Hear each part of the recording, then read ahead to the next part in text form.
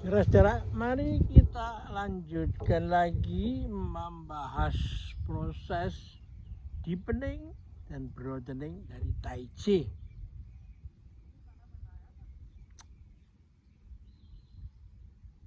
Ini mau menunjukkan bahwa sudah semenjak awal kita berpendapat bahwa di dalam biji sudah ada pohon. Ya. Artinya apa? Artinya adalah bahwa the goal is in the process.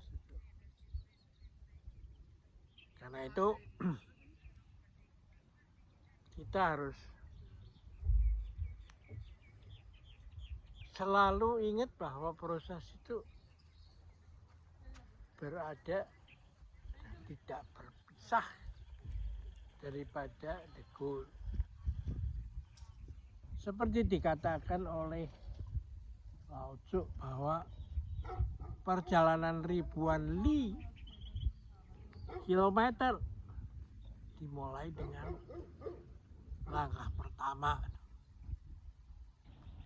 Nah, atas dasar itu pandangan Montesquieu 1748 kira-kira ya.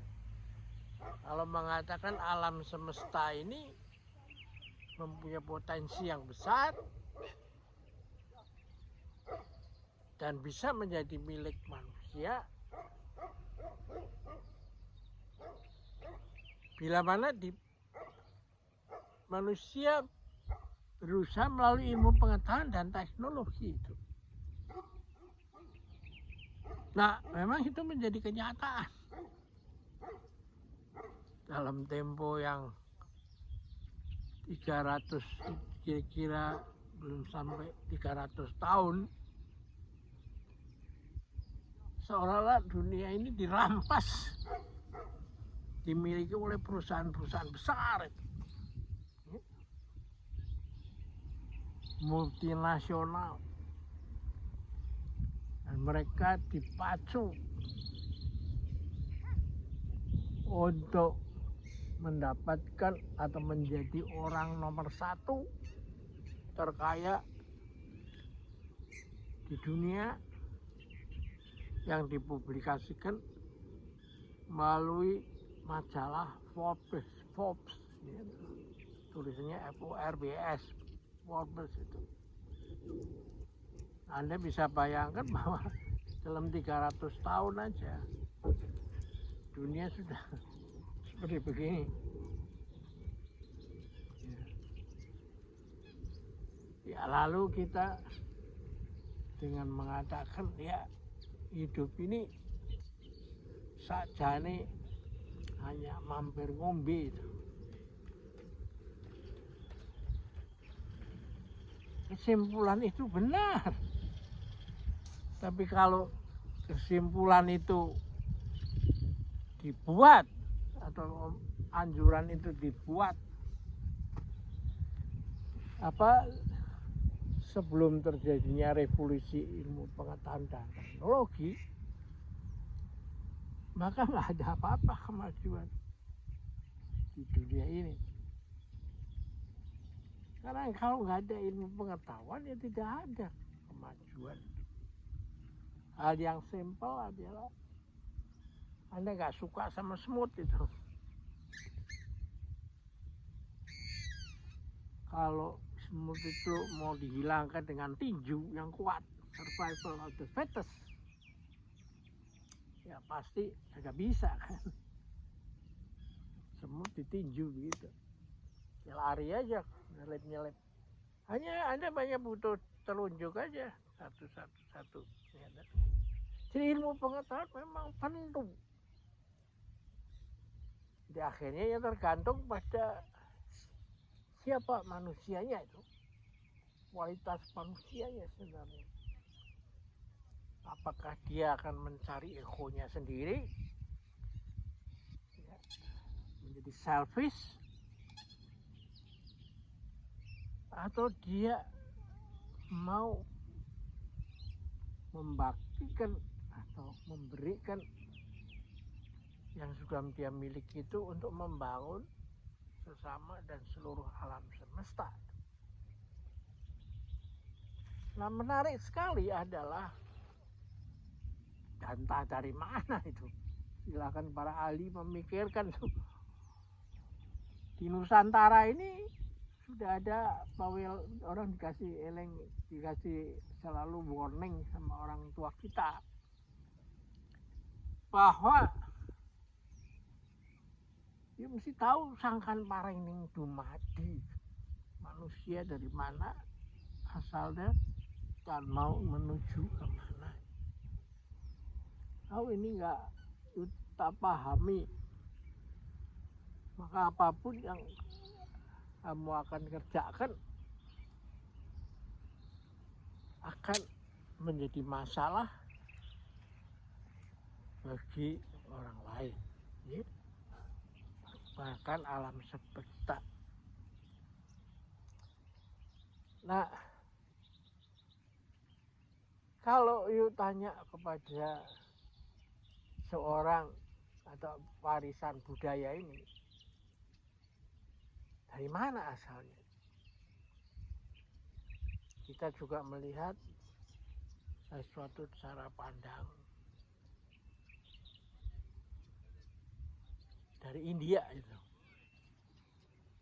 yang sebentar lagi akan merayakan hari raya Diwali itu. Itu memperingatkan tentang kisah seorang bernama Sri Rama yang agung dan dipersepsikan sebagai sesuatu pribadi yang tinggi, tinggal di negara Ayodhya. Tapi kemudian karena dia itu mulai tertarik dengan keinginan duniawi, jadi spirit menjadi utama tuh, kayak dumai. Maka dia mulai terpengaruh dan terjadilah kepribadian yang terbelah. Keinginan itu dipersonifikasi dengan adanya Dewi Sita yang kepencut sama Kijang Kencana, minta supaya Sri Rama itu mengejar Kijang Kencana itu untuk menjadi miliknya. Tapi Kijang itu lari terus sehingga Sri Ramanya terlalu jauh perginya, tidak tahu kemana dan tidak kembali itu. Dan ternyata Dewi Sita itu sedang dijebak oleh Rahwana, orang raksasa yang dikenal juga dengan nama Dasamuka. Kepalanya 10 dan tangannya 20.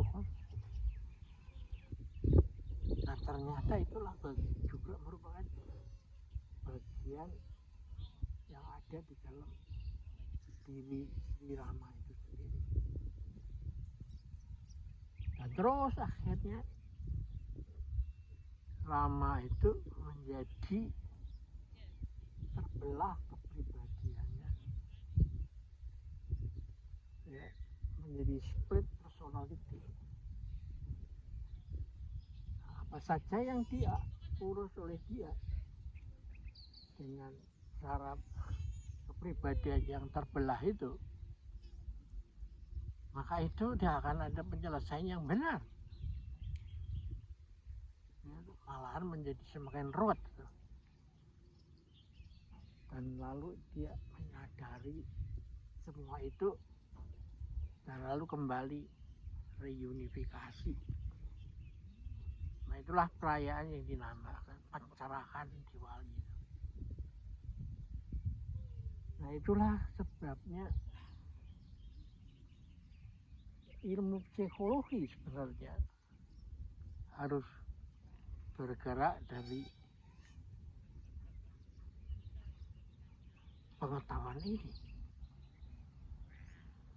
Nah inilah perbedaan antara psikologi timur dan psikologi barat. Nah psikologi timur melihat semua itu berasal dari situ. Semua treatment apa saja yang tanpa disertai latar belakang pengetahuan ini, hasilnya semakin amburadul itu. Dengan itu, bila abad 21 ini kalau mau diselamatkan supaya tidak terjadi perang dunia yang menghancurkan semua, maka kita harus memulai dari mana? Memulai dari cara kita mengajar psikologi itu. Nah, lagu kebangsaan kita Indonesia Raya itu menjadi penting karena teksnya mengatakan bangunlah jiwanya, bangunlah badannya untuk Indonesia Raya. Tapi bukan Indonesia Raya yang eksklusif, yang chauvinistik, tapi yang bisa hidup di dalam taman sarinya internasionalisme, pergaulan antar bangsa. Kita akhiri perjumpaan kita sampai sini dulu. Kita lanjutkan dalam kesempatan lain. Sampai jumpa.